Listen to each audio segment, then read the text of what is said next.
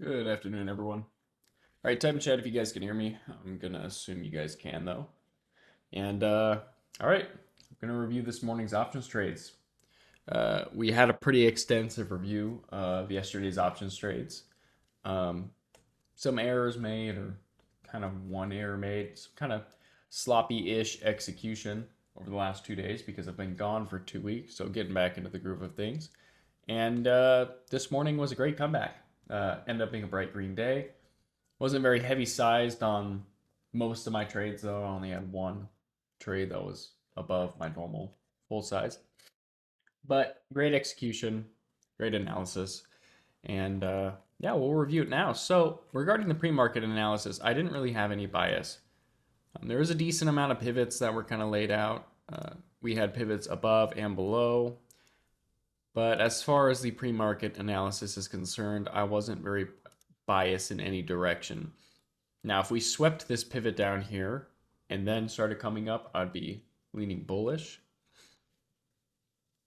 But we didn't really have that this morning. So let me just mark out some of the major pivots I worked with this morning.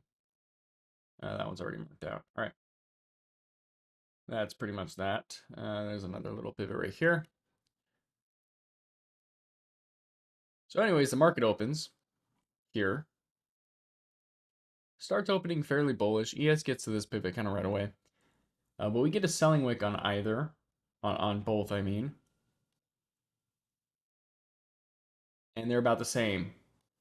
Now, I have no idea that today is going to start trending or anything like that, right? All I'm looking for in the morning is a strength divergence. It looks like we're going to be trending up. At this point, I'm starting to lean bullish for this pivot here on NQ. He has already got the same pivot from the same time, which is 3-ish in the morning. But now NQ's invalidated a majority of this drop. This is where my bias is starting to lean to this pivot.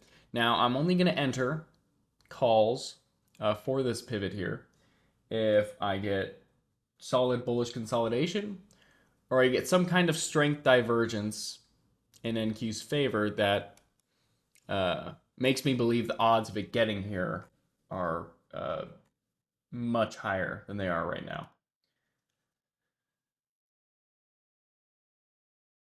So you can see the strengths are still pretty similar. ES maybe by a little bit right now, but not much. Then we get this red candle.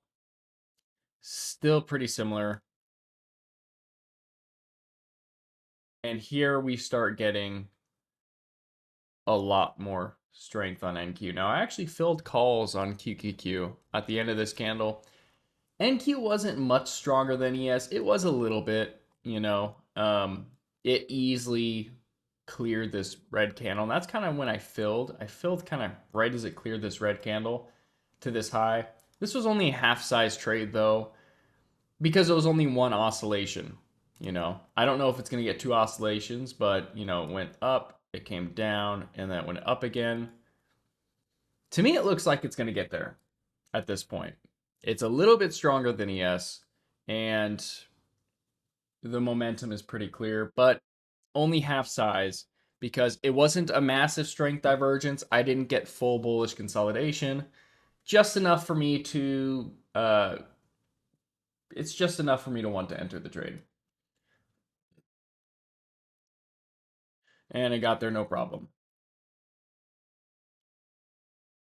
So at this point, I left a runner position at a few contracts, nothing crazy. And now we got to start looking at my next pivots. Well, I have one right here and then the big one all the way up here. Minor one here on ES that just swept. I'll highlight this. It's a fairly minor pivot. But NQ's now looking a lot stronger than ES. But at this point, my next PT is this big pivot all the way up here on ES. And if you look at this chart, we have invalidated a lot of this drop. Not only have we invalidated a lot of it, we invalidated it very fast. So I'm thinking it's fairly likely we get some bullish consolidation here and break the supply. And obviously, you could see that this morning is trending, and I'm not getting much opportunities to enter. So I'm starting to be a little bit more aggressive with my trades, but conservative with my sizing as a result, right? Because I told you guys yesterday, my goal is to be a little bit more picky, a little bit more conservative with my trades. Well, in the case of this morning, I had to be more aggressive. This was a fairly aggressive entry. Like, this is typically I need two oscillations or a huge strength divergence or something. But to make up for that aggressive nature, I was more conservative with my sizing so that I'm able to average down or average up if I get the full confirmation that, I usually need. But, anyways, this was beautiful. I was a big fan of this. ES has started putting in bullish consolidation. Now, I took a very light SPX call entry here. This is pretty much the same as this trade. Now, NQ was stronger than ES on the previous green candle, but this green candle looked a little bit better. I was pretty light size on this trade because really my PT's right here, which means the risk to award is terrible. Look how close my stop loss would have to be if it's a 1-to-1 risk to award. So I entered this trade very light size, and I kept my runner position going. I'm thinking NQ is going to get to this next supply. And here you can see that ES starts putting in a bull pennant. Now I planned on averaging down if we can sweep a lower low and come back up, because that would be like a full-on confirmed bull pennant. I did not get that though. It exploded to the upside, which is fine, I guess. I was light on this trade, and looking back on it, it's good that I was light size on the trade. Of course, it would be nice to just choose that trade to be randomly full size and heavy on because it exploded to the upside. But the reality is that would have been a stupid decision. We just gave evidence of a bearish liquidity sweep, even though it didn't have much volume, and we didn't confirm that bull pennant when I got in. Again, it was a pretty aggressive trade, but very conservative, light sizing as a result to balance it out. So psychology is the most important, and we got that. So we got to the next pivot on ES. I sold here on SPX. Was beautiful. 57% gains on that trade. So it didn't end up doing too bad. Did not end up doing too bad at all. God, if it were, same amount of gains as like a full-size 20% trade or something. So not bad. Solid base hitter, solid entry. And these runners are just running. These QQQ calls did about 110%. Sold everything here, but they kept going up. The SPX calls cleared 130 something percent. Just crazy run. Crazy run. And if you look, there was like no entries. I mean, you could argue that there was an entry here, right? Because it's pretty much what I've been doing. This whole morning, when did I enter? Analyze the momentum of the trend. It's got a lot of bullish momentum, and I have a lot of solid price targets above, which are these pivots. When can I enter? Small pullback gets invalidated. I take entry. It's as simple as that. Now, ideally, you want two oscillation, because that's one oscillation, right? We're going up, small pullback, pullback invalidates. That is one oscillation. It takes two oscillations to put in a solid pattern like that, right? In 3 maximum for like a bull flag or something. That's all I've been doing. So technically, this could have been another entry here, but at this point in time, where was it located? Well, it's kind of on a major pivot. And I had some more pivots. I had one right here. This was a major pivot, though.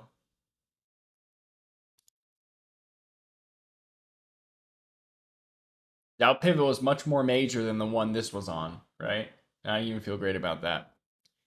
NQ is also about to be in super heavy supply, and it's just really high up. We've been running for a while. I'm only going to take those aggressive entries up to a certain point. Once we're too high to take those aggressive entries, I'm not going to do it anymore. So I agree with my decision to not re-enter there. But at this point, now we're just blowing through the supply. This is very surprising to me. Very, very surprising to me. So I'm bullish now for my next major pivot, which happens to be at the top of the supply. And judging by how price action is reacting with this supply, I think it's going to get there. I think this supply is going to break. It looks like this supply is a picket fence in front of a freight train, even though it is kind of a wide supply. So I'm looking for an excuse to enter. Looking for an excuse to enter light size, a little bit lighter than how I entered with my SPX trade, roughly 1/4 size, right? Just something small. But if I can get something solid, I'll enter heavier.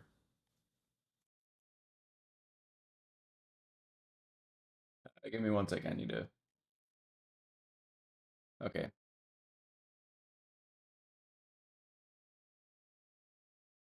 So we start possibly bullishly consolidating here. Look at the difference though. ES put in kind of a bearish liquidity sweep, but look at the difference in strength. NQ's just stalling. ES is pulling back. Very, very solid strength here. Looks absolutely beautiful, right? I enter on this candle. Oh, wait. Do I enter on this candle?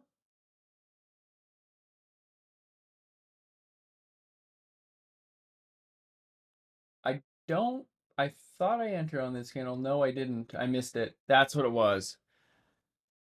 That's what it was. I wanted to enter on this candle, but I missed my fill right here. But you can see this is pretty much the same that I've been doing, right? NQ is nice and strong. I didn't end up getting my entry until 7 o'clock. I thought it was going to get there without me, to be honest. But then we pulled back. And then I started looking a little bit better. Here's where I took my entry. Right at the end of this candle. A little early. Very light size. And you have to keep in mind, I wanted to enter on this candle, but I missed my fill. But now it came back down. So to me, this was another opportunity to get in before it goes.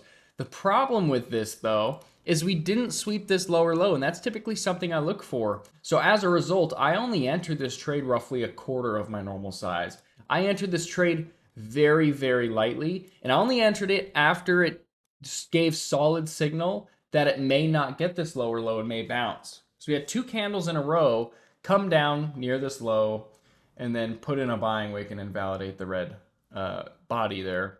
But very small size. I plan on averaging down if that happens. This candle shot up, was looking very good, but we ended up having news. It was like oil news or something. No, it wasn't. What was it today at 7 a.m.? Let me check real quick. It was home sales. The oil stuff was later. It was home sales that did this. But I took my ad here on this candle. Now I'm in a little bit less than half size at this point. And I'm willing to add one more time if we get one more oscillation. And then I don't want to bring this trade above 2/3 of my normal position size. However, and that's for averaging down. If we do get up to here, and I said it in my channel, if we nearly fully invalidate this selling wick, I will bring this trade to full size. I will be averaging back up on this trade because then I have a confirmed bull flag. It'll look beautiful, very, very likely to play out. It got close, but it fell right before. And I did end up taking my final ad. I thought it was right here. Let me double check on my. No. It wasn't right here. This looked pretty okay, but this is what it was. My first ad was here, 23.6 on ES.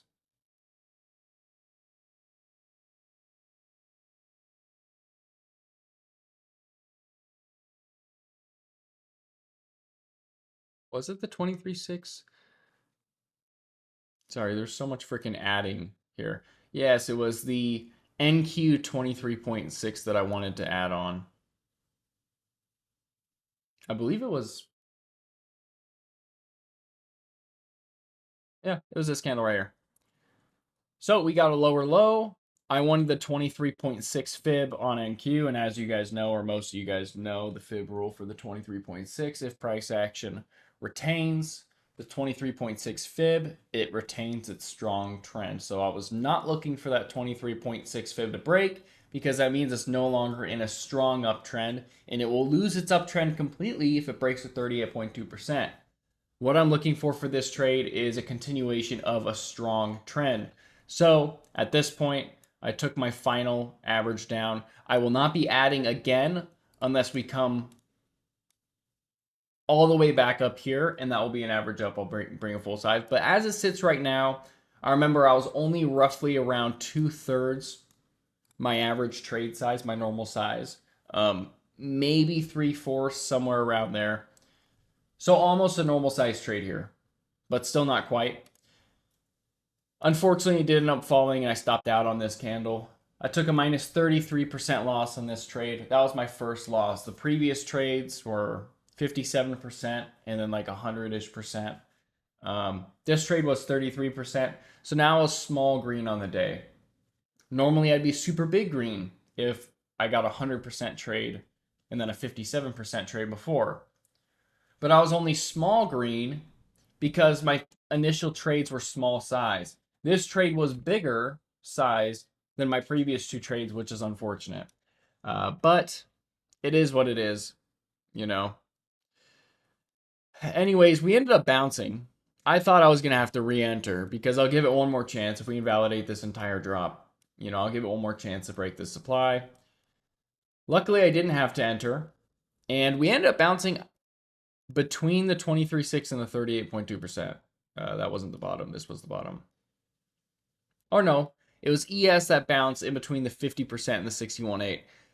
I predicted that ES was probably going to get to demand, which also nearly lined up with the 61.8. That did not happen. Instead, NQ just bounced off the 38.2%. That was a really bullish bounce that retested the validity of its uptrend, and it confirmed its uptrend by retaining the 38.2% fib. And I re-entered calls, not here, at the end of this candle here.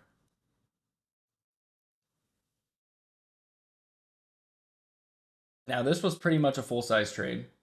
You know what? I think I actually entered on the next candle as it started pulling back. I don't quite remember. But as far as my average was, let me check. Yeah, 64 cents. So it was roughly like right here, something like that. And I'm looking for this supply to break. I'm looking for this next pivot. I am full sized from the start on this trade, and it was a beautiful entry. The calls actually weren't chopping much, but then we pulled back. Now, one thing I said in my channel is I said the only thing I'm not a fan of is the volume spike, because on my entry candle there was a huge volume spike, which can be interpreted as a reversal indication. I said not a huge fan of the volume spike, but regardless, I am fully triggered in. Let's see if I get hornswoggled or not. If I do stop loss, then I'll probably finish a break even or small green. I would have actually finished red if I stopped out. And it looked like NQ was starting to flip a little bit weaker. That ended up not being true. I said it looks like it wants a pullback before high of day. I said, here's the pullback right when it started. I said, if this pullback fully invalidates, then the trade will look 10 out of 10. Incredibly high odds for PT. So that's the goal. And I said, I will probably add when it does. And I did add. Here. Not only did I add here, but I entered my futures trade because this was after 7:30 here as well. So now I am bigger than a full-size position in calls, and I'm in futures. Futures long for this price target. I think my average was something like this. My average came up a little bit when I added, but anyways, this was the trade, and it was perfect. It missed PT, by the way, right here. So that was concerning. But then it shot up. I sold right on this candle. Nope. Next one. Yep. Right here. Closed everything. 43% gains is what I got on that trade. And that trade was probably like 1.2 or 1.3x leverage. I didn't add a ton on this ad, but I added a decent little amount because it was just a phenomenal trade. And my futures did good as well. As you can see, it was like I got like close to 200 ticks on ES, like on NQ, roughly 45 points. So very good trade there. It was a big win. I didn't sell a dime of my position until that PT hit. Or I think I actually trimmed like 2 contracts right here because I thought it hit PT and I was wrong. But for the most part, I didn't sell a dime of this trade until it hit PT on options. So that was a really big win, 43%. So I finished today completely made back that previous loss and then a lot more than that. Finished today at the P&L high of the day. And it ended up being a perfect exit. Price action didn't really go much higher than that until way later. So it was great trading today. Very sound analysis and execution. I would have liked for these trades in the beginning of the day to be much bigger size, but as you can see during the review, I wasn't really working with a lot. You know, one small pullback in validation and I'm in, right? That is a very aggressive entry. And if I'm trading that aggressive, uh, the odds statistically are the odds are higher that it will get one more oscillation. But given the momentum, I was willing to take the risk. But, like I said earlier, I countered it with the lighter size. So, but yeah, it was a great day. Does anyone have any questions regarding any of the trades I took or analysis that was performed this morning? If you do use the higher low, let me see. Because I believe this is the one I used. Yeah. If you use the higher low, you can, but I would never use the higher low in this situation, Bree. Because I mean, this is it's major points, major low to major high, so on and so forth. And I wouldn't use this point if there's this major of a low right next to it. It's just something I'd never do. So, but yeah, the 61A rule did play out if that's the case. But all right, sweet. Well, this is recorded. I'll let you guys know when the link is posted to YouTube. Obviously, none of you guys will watch it because you guys watched it live. As far as the futures trading reviews, I'm kind of not doing that this as much this week. As you guys know, this is my first week back, and I'm trying to get back into the groove of things. So I'm not doing as much. The lock-in will start again next week. However, starting this week, actually starting today, I'll start doing strategy reviews with the premium mentorship members. Those are the people that I've been working with since kind of the beginning of this year, right? February or March. And at this point, with you premium folks that have been around for a while, you guys don't need more education. You guys have everything you need. You guys have learned everything that you need to have learned in premium. If you haven't yet, you're missing out. But at this point, I have to constantly analyze you guys and analyze myself as far as how I contribute to your guys' success. And right now, more lessons, more study sessions, so on and so forth. That's not going to flip you guys profitable. You guys are either doing that on your own time or you aren't. What's going to be the most beneficial contribution that I can make to your guys' success is working on your strategies with you guys. I know a number of you guys have got the psychology down. You guys are solid. You're able to execute a strategy, but you're just having trouble building a strategy. So 2 to 3 times a week. This week will be 2, but next week I think I'm going to start doing it 3 times a week at 5 p.m. Pacific, 8 p.m. Eastern for an hour. I will be sitting down with a member and reviewing their strategy, talking about how we can improve it, flaws in it, just so on and so forth, just figuring out strategies with you guys and building strategies. That way you guys continue progressing. Now, this will be done in free stage, so it'll happen today in 4.5 hours in free stage. So anyone can join, anyone can participate in chat, but it'll be me and the member talking in free stage. So today's in. She wants to review her strategy, so I'll be doing that. But you guys are more than welcome, anyone in the server, to attend the strategy reviews. When is the next mentorship? Probably in January. Probably not. I don't know. I don't know. I don't know, Huck. I don't know yet. It's kind of complicated. It's kind of complicated. I'll let you know. I'm only a few months into learning your style of trading, and boy, I'm bad. Nah, you'll get better. I mean, the reality is, um, with how new you are, you're learning at such an incredible rate. The mentorship wouldn't speed that up right now. But all right, so yeah, that's what's gonna happen. Strategy review, and yeah, if you guys need anything, let me know. Check out all you guys check out that chat that I sent in the free trading channel. I asked you guys about potentially integrating AI into our strategy builder on the website. Uh, I'm gonna build it for myself first, eventually, and see how it does. If I think it's incredible, then you guys will have the opportunity to pay for that. Because keep in mind, every single time you send a message to AI, it costs me money. So that would be that have to be a paid thing. But I'll probably test that sometime next month and see how that is, especially with the amount of data I have. All right. I will see you guys later. Let me know if you need anything. And hopefully I see you guys in the strategy review session later today.